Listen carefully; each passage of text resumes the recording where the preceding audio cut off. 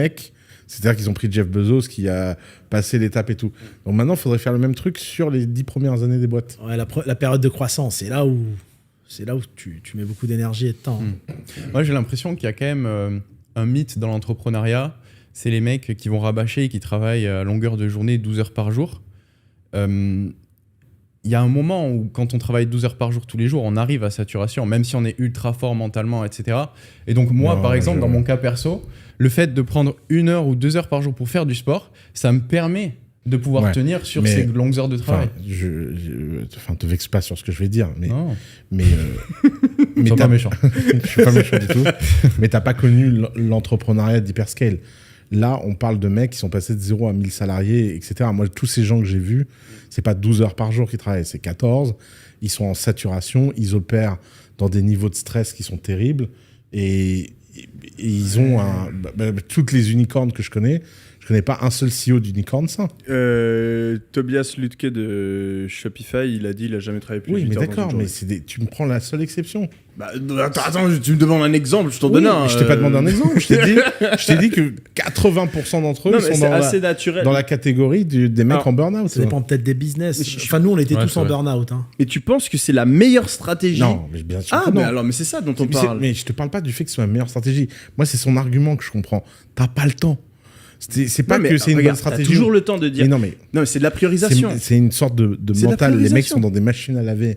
Oui, mais ton intuition, quand t'es dans ces moments-là, ton intuition, c'est de travailler le plus possible, de pas dormir, etc. Mais moi, je pense que c'est pas la bonne strat. Je pense que c'est mieux de se dire, ok, là, j'ai déjà travaillé 14 heures, je vais quand même dormir une heure de plus, je vais quand même essayer de décompresser. Si t'arrives à être dans une machine à laver de ce niveau de stress, de ce niveau de croissance, et que t'arrives à prendre le recul en te disant, je vais aller à ça, machin, bah ouais, c'est sûr que c'est mieux. Ah, bah voilà, mais c'est ça que je parle depuis le début. Non, moi, je croyais que tu voulais dire qui réussit le mieux. Alors, je vais te donner un exemple. Nous, on était avec Miss à Marrakech, et t'as vu la nouvelle start-up, pour l'Europe, on voulait mettre les bureaux à Marrakech. Et il me dit, pourquoi tu les mets pas ici? Mais je dis, moi, je peux pas. Ici, je perds 1 heure par jour le matin pour prendre le petit-déj. On est en train de prendre du thé à la menthe 1 heure. Le midi, tu perds 1 heure avec d'autres potes en train de bouffer. Le soir, 2 heures. Je dis, il y a déjà 5 heures qui sont parties. Je dis, en plus de ça, tu me proposes d'aller à la salle de sport 1 heure. Mais ça y est, 6 heures, je dors quand? Tu vois, il n'y a pas de sens, le business. Moi, je préfère le business en Islande. Tu te lèves, il est 6 heures. Mais regarde, t'as déjà été dans la Silicon Valley? Non. Tu vois? T'as jamais été dans Silicon Valley? Non. Mais je voulais y aller en 2021, je t'en avais parlé, mais après Covid. Ah ouais, mais il faut y aller, frère. Ouais. C'est quand même. Je suis chaud d'y aller aussi. C'est quand même le faut que bosser. Setup d'ambition le plus. Venez, on fait un hors-série. On fait 1 mois tous les 3 dans Silicon Valley. Ah ouais. Why not, hein? Ils font que bosser. Le bootcamp. Oui. Mais surtout, il n'y a rien. Le truc le plus choquant quand tu arrives dans la vallée, c'est qu'il n'y a rien. Il y a des préfabriqués et il n'y a rien. Il y a quand même des discours contradictoires par rapport à ça, parce que tu as beaucoup de théories qui disent que dans les bureaux, ils font pas grand-chose à part jouer au baby-foot toute la journée. C'est dans les boîtes. C'est les boîtes qui ont réussi. Encore une fois, c'est toujours le problème. Et c'est toujours le problème, c'est que les mecs, ils regardent Google, ou Google... Tu connais la blague la plus célèbre de la Silicon Valley, c'est Larry Page et Sergey Brin sont sur leur bateau. Et Sergey, il dit à Larry, écoute, là, on a fait une recrue. On n'a jamais fait une recrue pareille. Il dit, ah ouais, pourquoi? Prix Nobel à 12 ans, prix Turing à 14 ans. À 18 ans, il a inventé un nouveau langage de programmation. Et là, on vient de l'embaucher, il est chez nous. Putain, incroyable. Et tu as donné quoi comme responsabilité? Toilette, 2e étage, 3e porte.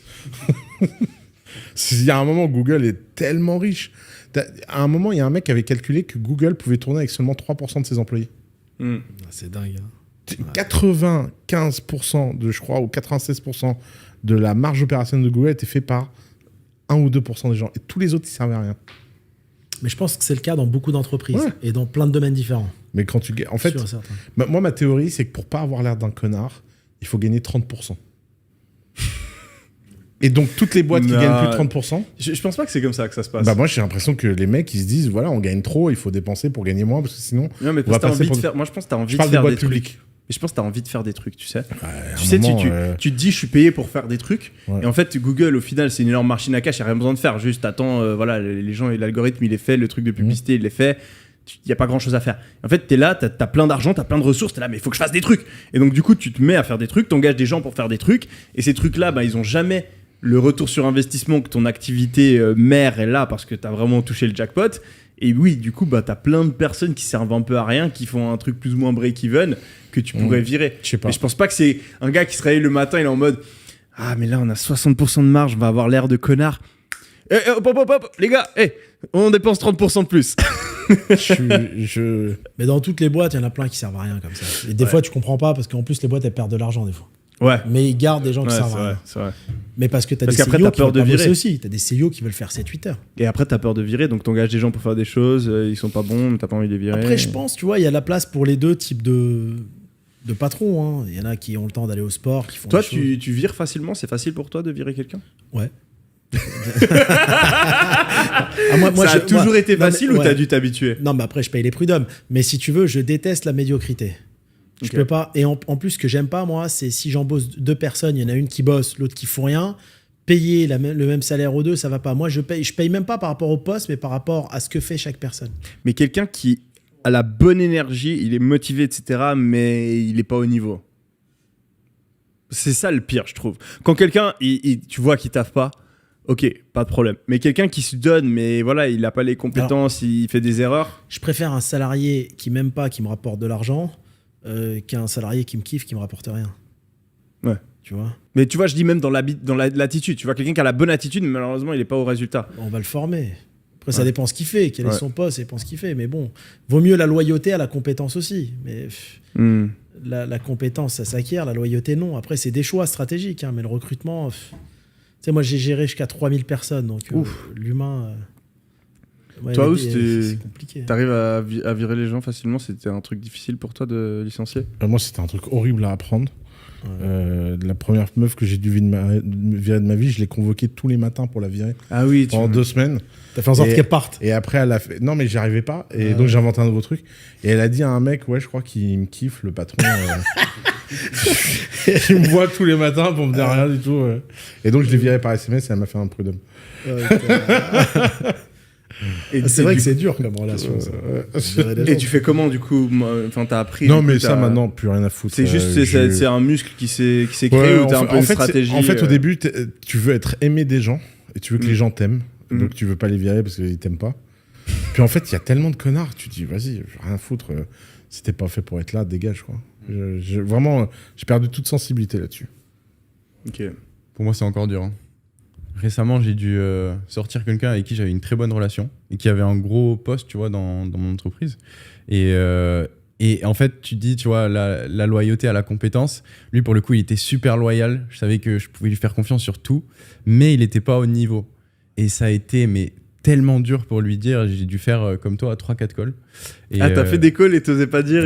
En fait, j'ai essayé d'amener des petites bribes, tu vois, en mode ça va pas, ça va pas. Et petit à petit, d'être crescendo.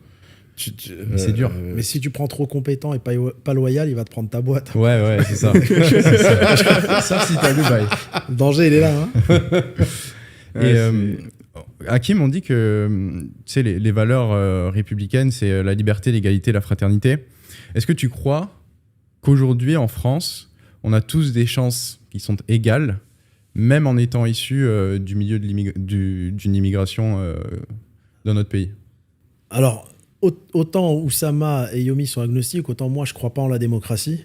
Clairement, pour moi, ça n'existe pas. T'es athée à la démocratie. Je suis athée à la démocratie, c'est que des conneries, tout ça. Je veux dire. Je crois qu'il y a des choix qui sont faits. Et je pense que les pays aujourd'hui, comme en Europe, l'ascenseur social, il est bloqué par rapport à Dubaï. Je veux dire, un mec qui veut faire fortune, qui a l'idée du siècle, il va s'installer à Dubaï. Bon, là, ils ont mis un peu d'impôts, etc. Mais la Suisse, c'est un peu mieux. Luxembourg, c'est un peu mieux. Mais l'ascenseur social en France, en réalité, il est bloqué. Pourquoi il est bloqué?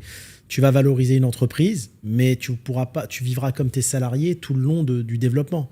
Enfin, la plupart des chefs d'entreprise en France, leur salaire, ça va être entre 3 000 et 20 000 balles par mois. Et après, là-dessus, tu as des charges sur la boîte. Et là-dessus, tu vas encore payer des impôts perso, etc. Flat tax, elle est passée à 33. Tu as l'IS. Tu te retrouves avec 70-75% d'impôts. À part un blocage du système et de l'échelle sociale, ça veut dire quoi d'autre, ça? Tu vois ce que je veux dire? C'est les grandes familles sont en haut et tout le reste est en bas.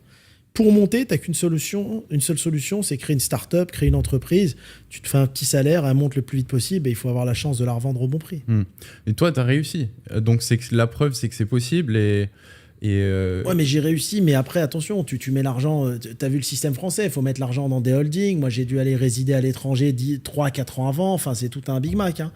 Moi, j'ai des potes, ils ont vendu des holdings en France, des sociétés, ils ont mis l'argent dans la holding, sinon ils payaient jusqu'à 50% d'impôts, c'est énorme. Et tu penses que pour un Français de souche, ça aurait été plus simple pour lui de réussir en ayant plus ou moins le même parcours que toi? Il aurait eu moins d'obstacles? Ah ouais, moi j'ai eu beaucoup d'obstacles. Ouais. Moi tout le monde n'a peut-être pas eu ce cas de figure-là, tu vois, mais j'étais victime de discrimination à plusieurs reprises. Et en plus, c'est du kebab. Le kebab, ils aimaient pas avant, tu vois. C'était discrimination à l'activité. Toi, t'as représenté quelque chose qui a vraiment rendu les gens fous. C'était une discrimination à l'activité. T'imagines, t'es robeux, jeune entrepreneur, t'arrives au salon de la franchise, il y avait que Monsieur Dupont, Monsieur Bertrand et compagnie, et t'arrives avec tes broches kebab au salon. Tu fais du kebab, les gens ils sont en train de vendre des croissants, enfin c'était un bordel. Et t'as fait une analyse intéressante dans un podcast où tu disais que la société d'elle-même en fait a muté et s'est adaptée à ces discriminations, puisqu'en fait de nouveaux business ont émergé pour en remplacer d'autres. Et tu donnais l'exemple par exemple des coiffeurs qui ont été remplacés par des barbershops, des boîtes de nuit par des bars à chicha et les restaurants par des trucs halal. La France est un pays qui ne veut pas admettre et reconnaître son immigration. Mais ça mute quand même. Il y a 80% des boîtes de nuit qui ont fermé en 50 ans, ils sont remplacés par des chichas. Tu sais, les chichas un peu ambiancés et compagnie. Les coiffeurs, ils sont tous en dépôt de bilan.